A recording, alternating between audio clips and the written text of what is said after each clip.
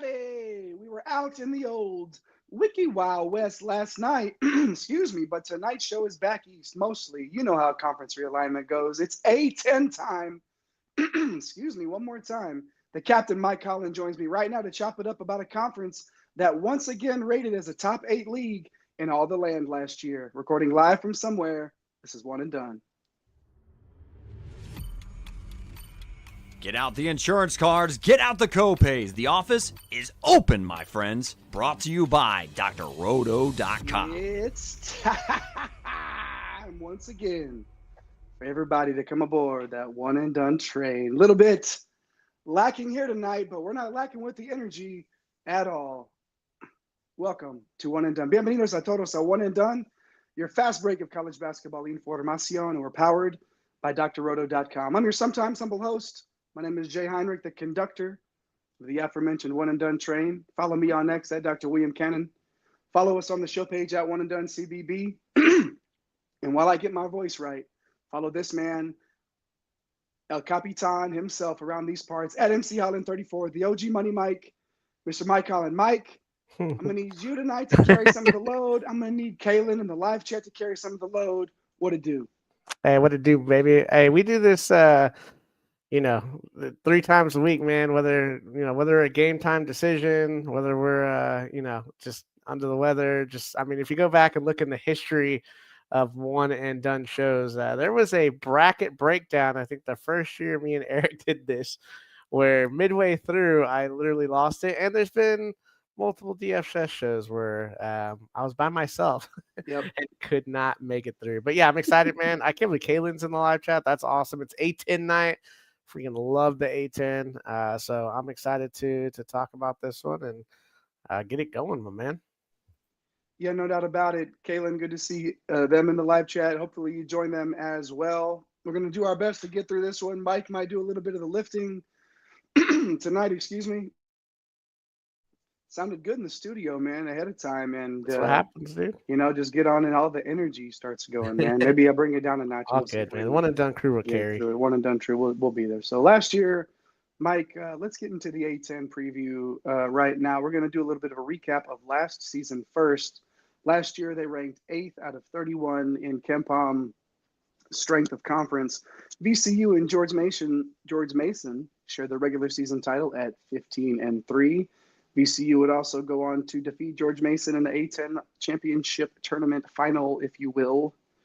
Tough when we've seen it a few times, Mike, the double-double that's been pulled off. And quite often, it's like that team that finished second in the overall standings also came up just short in that conference tournament. Couldn't get it done, could George Mason, but VCU did, grabbing that NCAA tournament bid. Got themselves an 11 seed, Mike, and put up a solid effort against BYU, but ultimately fell 80-71. Yeah, it was a fun one. I mean, it was a fun tournament to watch. There's just so much history in this conference and just really good competition. It's kind of weird, right? Only 4 times since 2000 has this been a one bid league, but yet 2 of the last 3 years it's been a one bid league. And you look at the metrics, man, they're not that far off.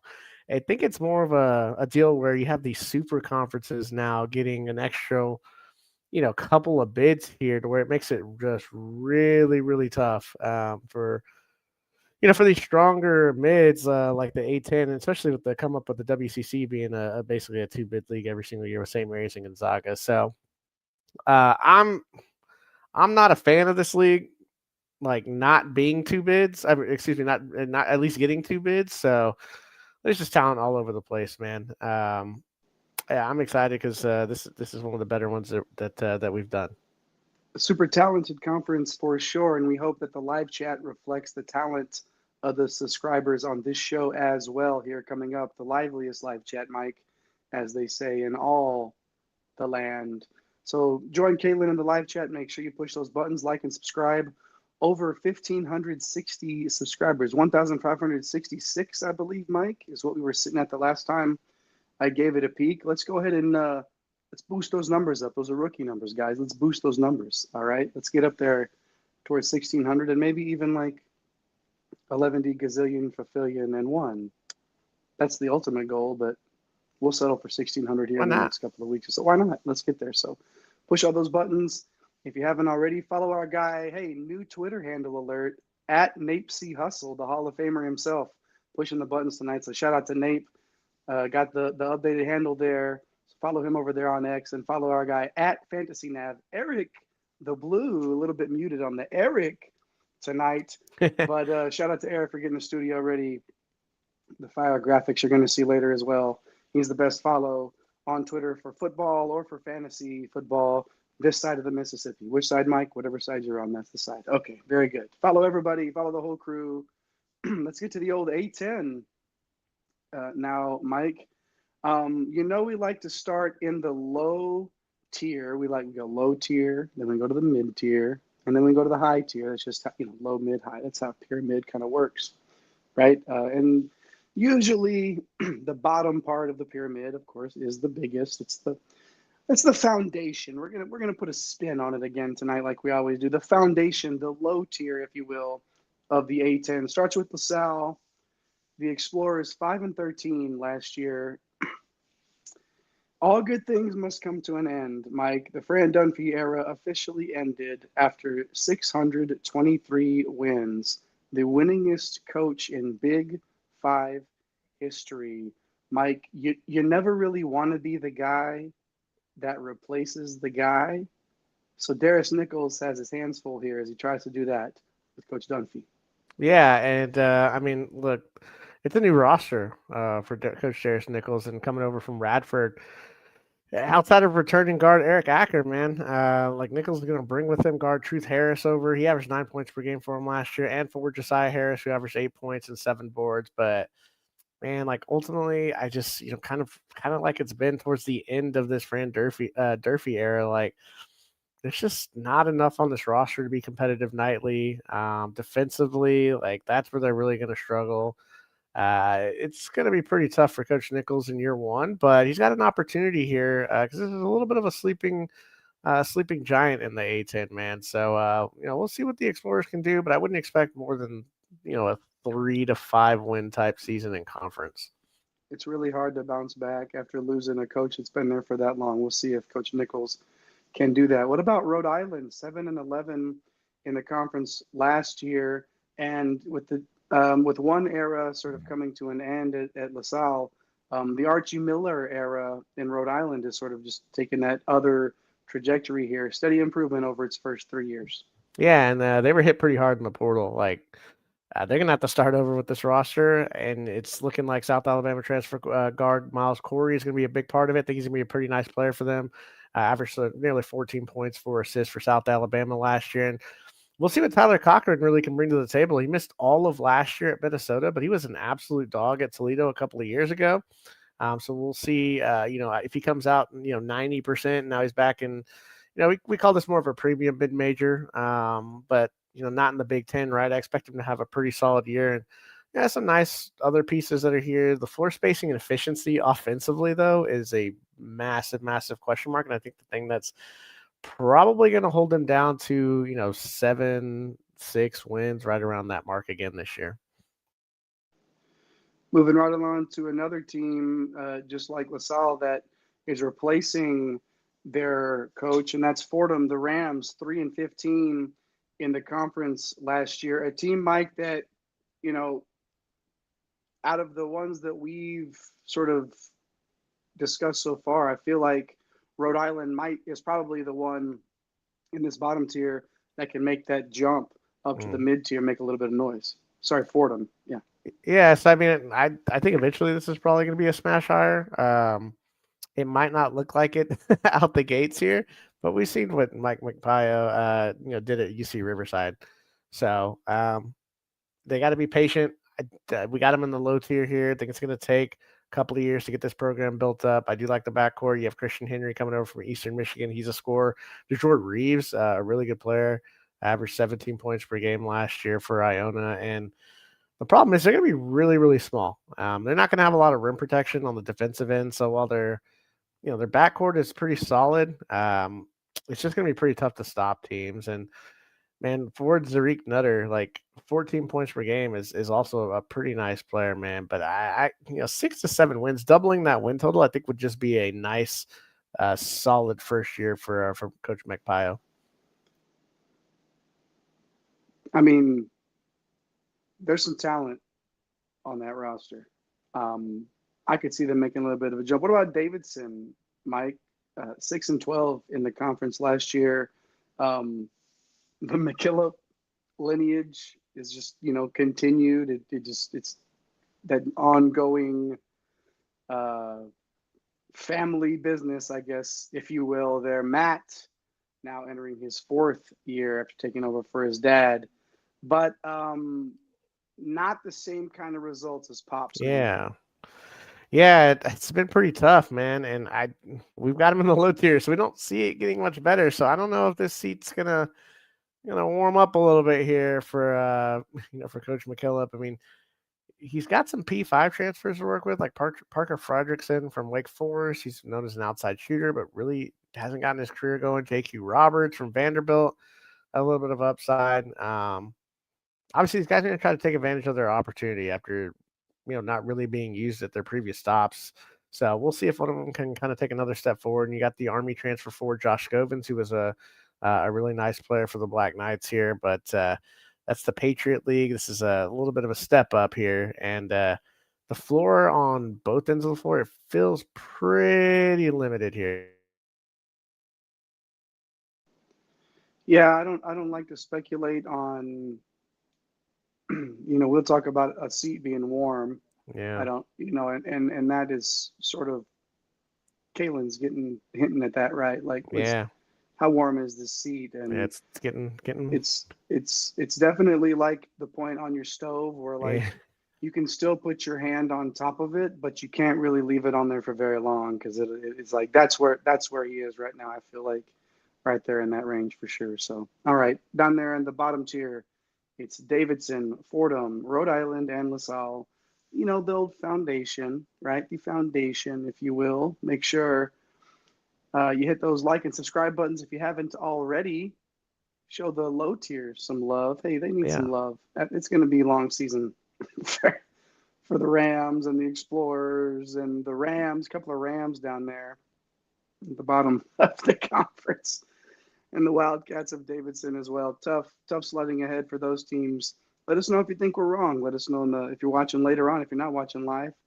If you're watching live, thanks for sticking with us, obviously. Working through a little bit of the old allergies down here in Central Texas. Killing it, dude. Hey, my man, Killing it. We were just hanging out, just chatting like nothing was going on. and then I tried to turn it off, flip on the switch in the cold open, and it was just like not there, my man. But we're gonna get through it anyway. We're fighting through. It's A10. I wasn't going to miss A10 night.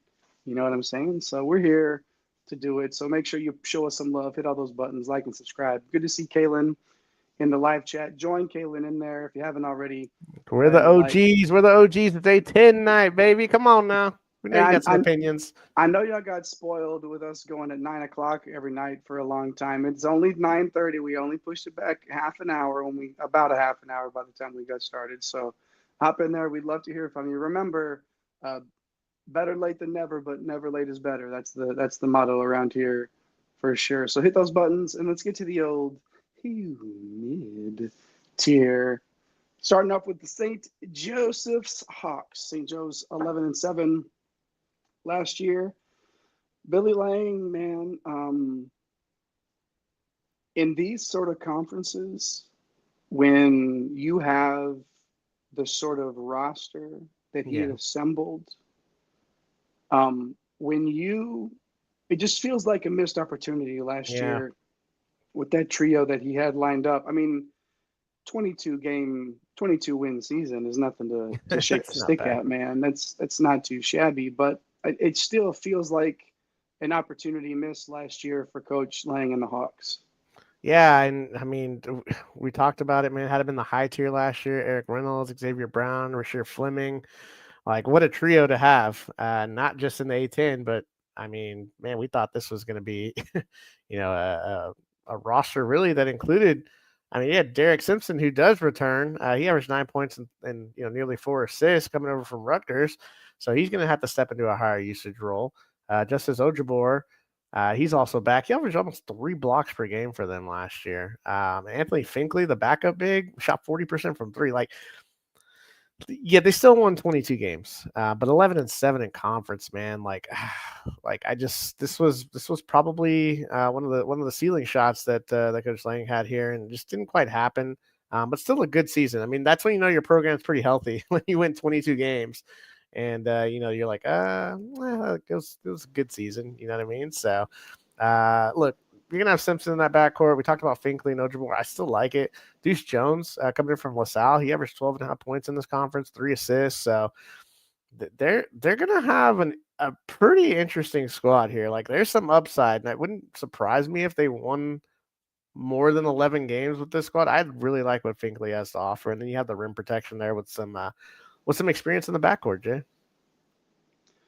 You know, I love me some backcourt experience, love me some good backcourt play, and you're going to get it there. Again, will it be enough shooting there to get him over the hump? I don't know, man. It just feels like when you miss that window, it sort of deflates. Sometimes a program can just deflate a little bit Yeah, almost. maybe they use it as motivation. Like it's not as much maybe pressure. We got them in the mid. I mean, Well, it can go one way or the other. yeah, one way You or know the what I other. mean? Like Yeah, you can have it as a chip on your shoulder and treat it as such, or you can let it weigh you down and continue to go in the wrong direction. And I think Coach Lang's too good of a coach to let that happen. But well, speaking of a team that you know might be going a little bit in a different direction after going 15-3 in the conference last year, George Mason, the Patriots, and Coach Tony Skinn. After friend of the show Kim English skipped town, Coach Skinn really hadn't, skipped a beat in his yeah, first couple of seasons. 31st in defensive efficiency last year out of the whole entire country. But unfortunately, yeah, when you have a team that wins 15 games in what is usually in historically been a two-bid league, right? You're going to get poached. yeah. It is what it is. And this is an instance, Mike, where like 90% of the roster's turned over.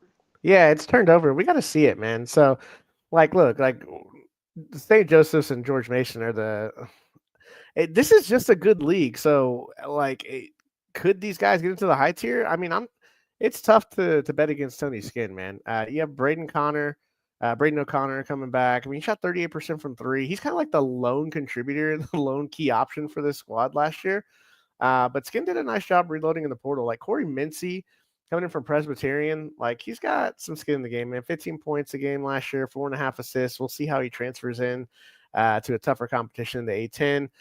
You got Mount St. Mary's for Dola Adebayo. He averaged 13 points, nearly 7 boards. Again, how does he transition over into a much tougher league? And we're talking a league that was eighth in out of 31, right? Like we talked about at the beginning in Kim Palm Strength the conference. So, like, this is not a joke. Nick Ellington, I think, is going to be pretty solid, man. He averaged 10 points, 5 boards at Murray State.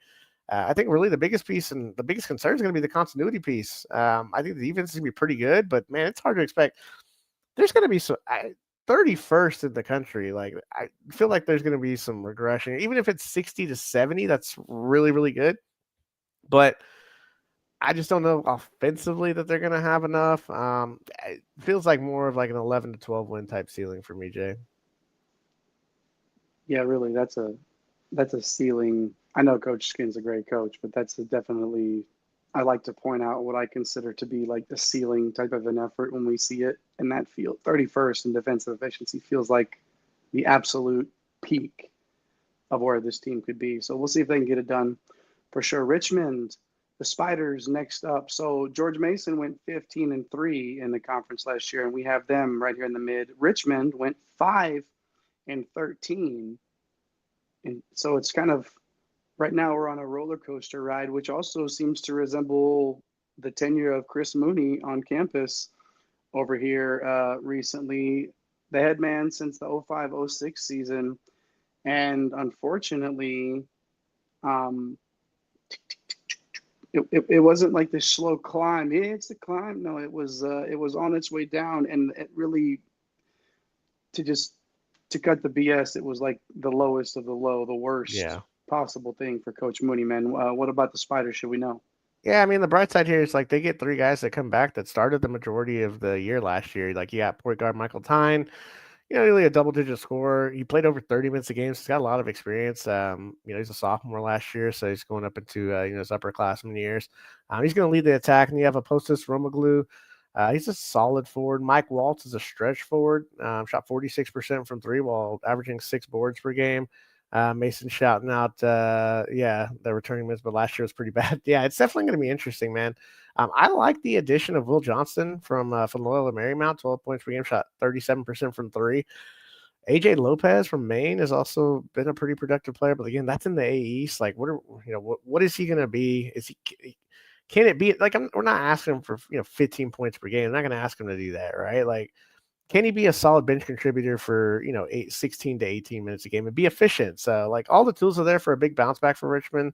I just depth concerns, defensive pedigree is probably going to hinder their ceiling here. If Richmond is asking AJ Lopez for 15 points a game, they're in trouble. So Yeah, that's not a knock on AJ Lopez. That's not where they need to be going for that much of their scoring. See, it's almost rhymed. At least the way that my throat sounds tonight, that sounded like it rhymed. you sound like me tonight. We're making it through. I'm We're gonna bring making some it more through energy. it. Hey, you bring it, Mike. I'm a little bit out of under the weather tonight, if you can't tell, but the live chat is keeping us through, and Mike is bringing the energy as well. So keep that live chat going. Darren and Mason and Johnny K hopping in there talking about the Bonnies, saying mid sounds about right to him. Johnny Talk, K, what up? speaking about these tenured coaches, Mark Schmidt, who's been around since the 07-08 season, failing to break 500 in conference play over the last 3 years. For me, it's really going to come down to Frank Mitchell transferring in from Minnesota. He went from averaging 12 and 12 at Canisius as a freshman to being a 5 guy for the Gophers. That's 5 points, 5 boards, and 5 fouls. They just threw him out there and soaked all they could out of him in the short amount of time. And, he's looking to get back into averaging double figures again. I think he can help the Bonnies look pretty good, man. What say you about St. Bonaventure? Yeah, I mean, it's hard to look at what's out the door, man. Moore, Jones, Council, Hinton, they're all gone. I mean, you have Desante Bowen. You like that. He's back.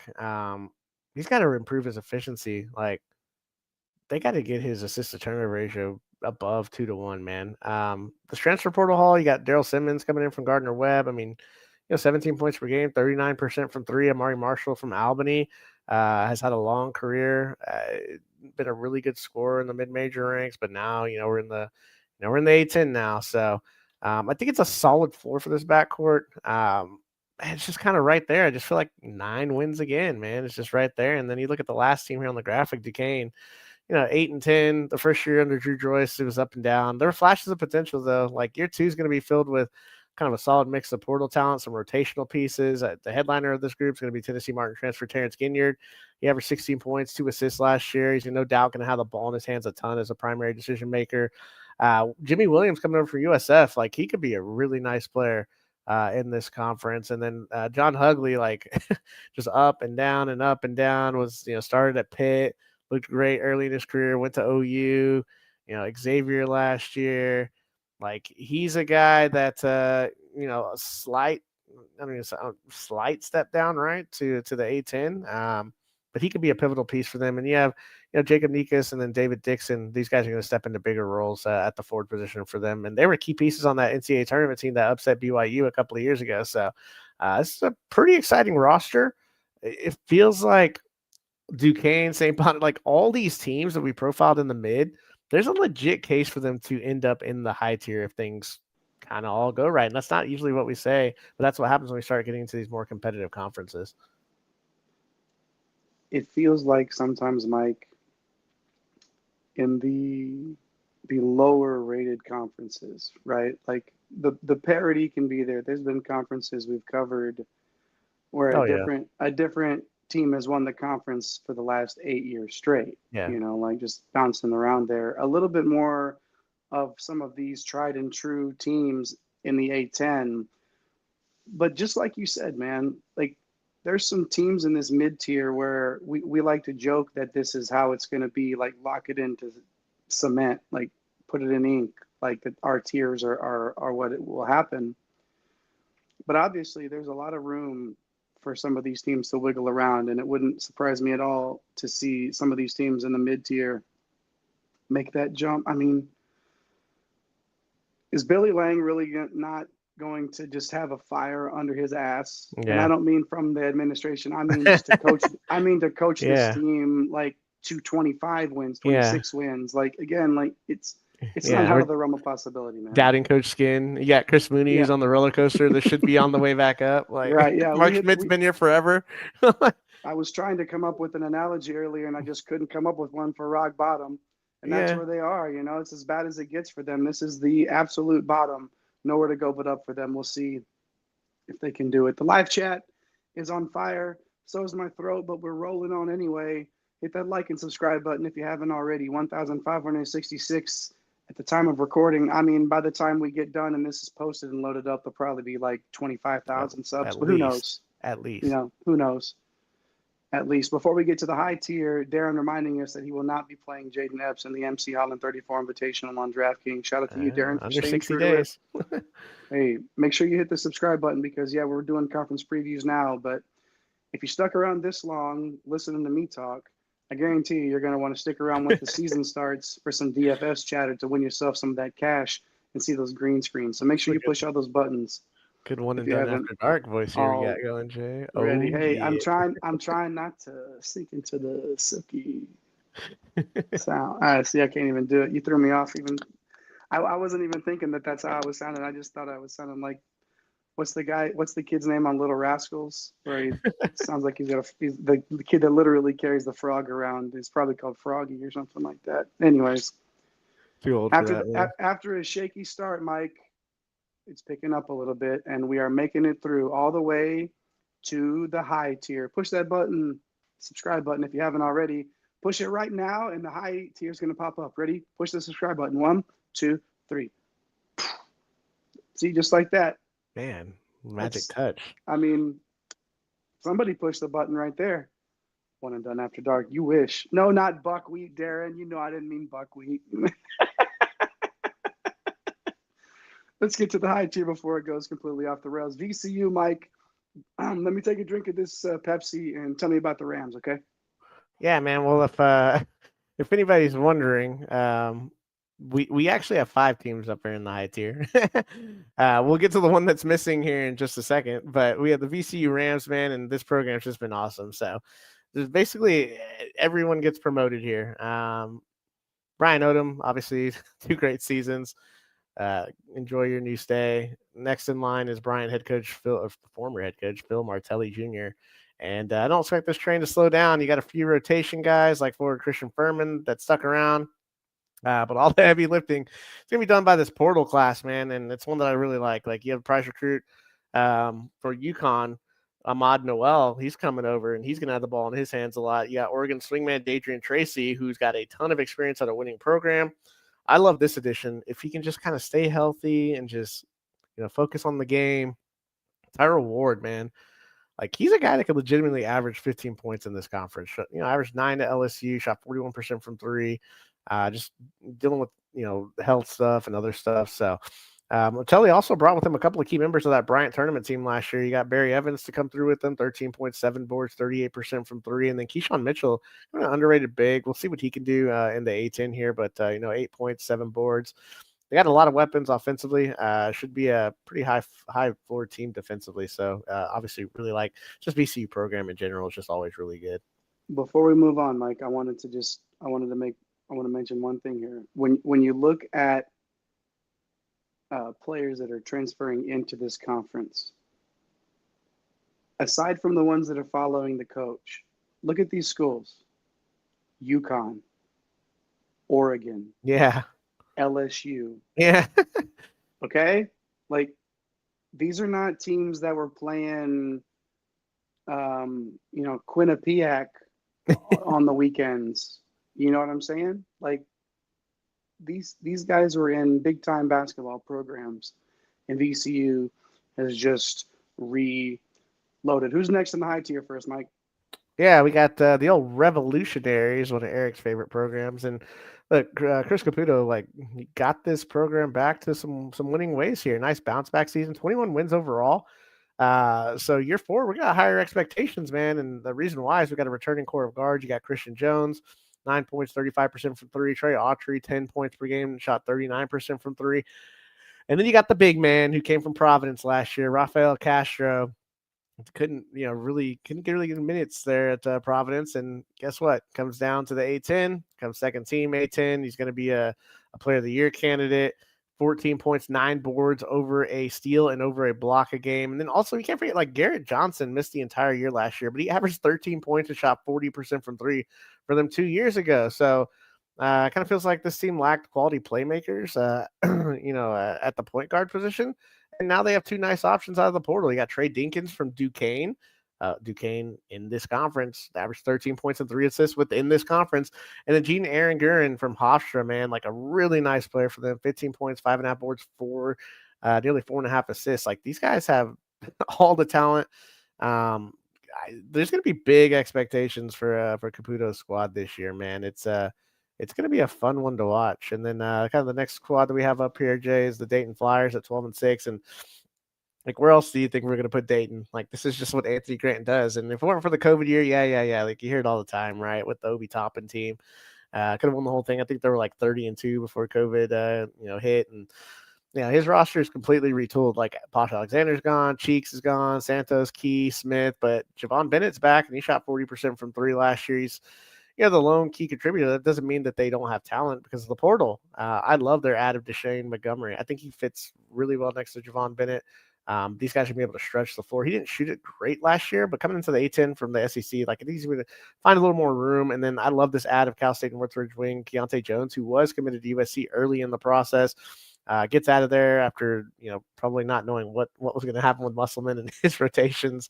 But it's kind of a Swiss Army knife on both ends of the floor. And down transfers, like you were just saying, Jay, NC State, not a bad program. Bryce Hurd coming through, just hadn't had a lot of opportunity. Malcolm Thomas from Villanova hasn't had a lot of opportunity. You just know these guys are going to be really good. It definitely helps. I have a lot less of a hard time believing that their games will transfer down as much as I have as some of these other players that are transferring into, going from a JUCO or a D2 and even into this level. So we'll see how it works out for the old Revolutionaries and the Dayton Flyers that you hit on there, Mike. A couple of teams here, despite there being one graphic up there. I'll go ahead and start with St. Louis here. The Billikens, 11-7 last year. Coach Josh, easy for me. I can't even say Josh tonight, man. It's one of those nights. Shirts last year. Coming in after building what he had at Drake, lofty expectations, to say the least. And they were solid. Avila definitely helps. He's a baller. 17 points, 7 boards, 4 dimes, 36% from deep. And the goggles.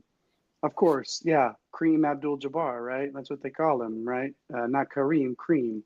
And it's one of the best nicknames in all of college basketball history, if not sports history, for sure. And there's better ones too. There was a ton of those nicknames but he has the game to back it Steph up, man. Blurry. Yeah, exactly, So man. good. Second team all conference last year. Yeah. Back for one more year of college hoops. What should we know about St. Louis, Mike? Yeah, and I'd love Mason chiming in here. Look, he's gonna have a lot of new faces around him, and Kalu Anya, he's gonna kind of be the one guy that he knows from last season. But the front court's looking nice. And speaking of Quinnipiac, Paul Otieno transferred in, and he averaged 13 points, 9 boards, and 37%. Johnny K taking exception. I'm so sorry. I'm so sorry, Quinnipiac. Catching the straight tonight. Yeah, catching straight tonight. And then I love this backcourt. Trey Green's going to be a really good player. He can absolutely shoot it, and you just need some opportunity. Quentin Jones, pretty solid too, 16.5 points, 3.5 assists here, 35% from three. Deion Brown, UMBC a couple of years ago, Boston College, played a little bit last year, and 8 points per game. Asin Sharma from Virginia, I think he's got some upside. And then like the X factor for me is Brady Dunlap coming in from St. John's. Like just on that wing, just be able to shoot the ball. Has that that has that pedigree, man, that you look for. So this game, it's gonna be one of the top offenses in the country with their ability to shoot at every position, man. And then catching a stray tonight, also. If we had room for the giant L that's yellow, and we would have thrown it up there. But you got the Loyola Chicago Ramblers at 12-6. Drew Valentine just continuously putting his program in position to play for trophies. 12 plus wins, conference wins in 3 out of the 4 seasons, along with the tourney berth in 21-22. They lost some production, obviously, in the portal, but look, man, they brought in some guys to surround Miles Rubin, who I think he's going to be one of the. I don't want to put lofty expectations, but he's going to be a premier rim protector, and I think if he just keeps getting better this offseason, he averaged 10, 5.5, and almost 2.5 blocks per game. I think he's going to be an absolute dynamite weapon. So they have that obviously to fall back on. You've got the UCLA transfer guard. He's former mid-major star Dominic Harris. He's going to try to bounce back. We talked about Darren Saran the other day, playing well at UC Irvine, transfers to Stanford. Now he's back, right? Like he just couldn't get off the bench. Same thing with Dominic Harris here. Charleston transfer guard Delvic Tavares, like he can score. So this will be a pretty solid backcourt. Joshua Ola Joseph from Minnesota comes in. He played solid minutes in the Big Ten, averaged 7 points, shot 36% from 3. So he's going to be a huge factor. They got a lot of depth here on this team when you look at this roster, but kind of the big question mark, like, do they have enough outside shooting? There's going to be the question.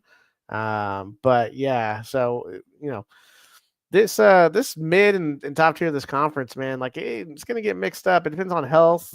Depth is going to come into play, and any kind of breakout stars that there's always one or two guys just come out of left field, man, that could absolutely change the game in this, in either this mid or this high tier. But yeah, love this Atlantic 10 conference.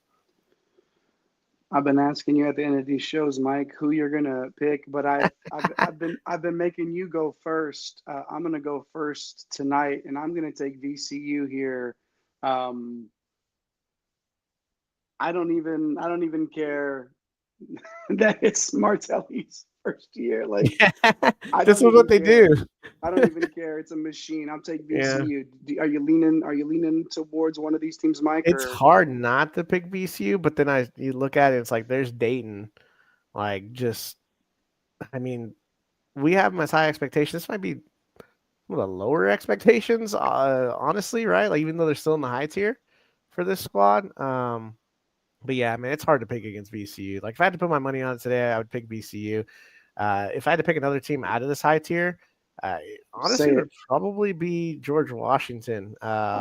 Awkwardly, like I just like what this roster has. The amount of shooting they have. Rafael Castro's a beast in the middle. Their point guard situation is figured out. And if I went into the mid tier, man, like George Mason just has a lot, man. Mason likes Richmond on the massive bounce back. So yeah, every year Mason, they're either 13-5 or 5-13. So we'll see. And guess who's missing from this program this year? The old headed out to the MAC, man. We had UMass. We were 15 teams in the A10. They're out the door. They're in the MAC now, so we're down to 14 teams in this A10 here, man. A busy preview for us, for sure. More teams than we've been used to talking to in a while, actually. Yeah. But some quality basketball nonetheless. Despite not some quality vocals here by yours truly tonight, we stuck around and got through it anyway. Thanks for sticking with us for sure. Thanks to my guy Mike El Capitan around these parts for pulling us through and carrying that load. At MC Holland 34 over on X. Make sure you give him a follow for all your Drake and Sabrina Carpenter and WNBA tweets or whatever it is that you want to know. Follow that guy at MC Holland 34. At Nape C Hustle, pushing the buttons tonight. Shout out to the Hall of Famer himself, CC Hustle. Good job, Nape. Shout out to Eric the Blue, getting the studio ready and the graphics as well. The live chat, you never let me down. You never let us down, even on a night where I don't have my best.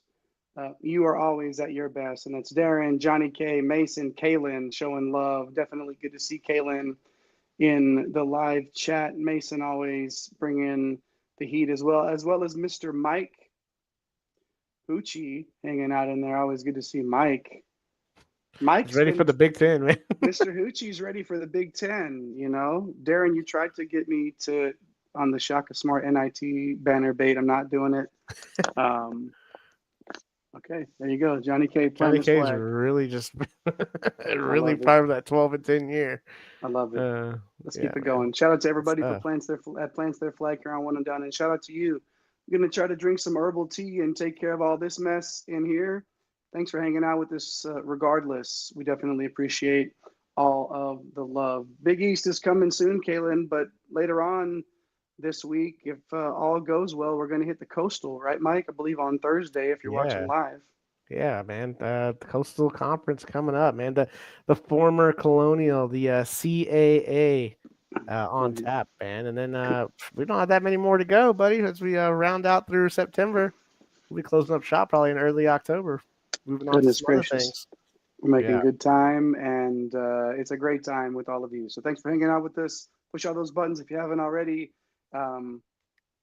It sounds better than this, I promise. Usually, push all those buttons, and we'll be better the next time. Okay, tell somebody that you love them. Take care of yourself. Until then, my name is JAYHEIN RICH. Come again. Thanks for stopping by the office. Get your fantasy prescription by subscribing to the channel and checking out drroto.com. And until the next visit, be well and take care.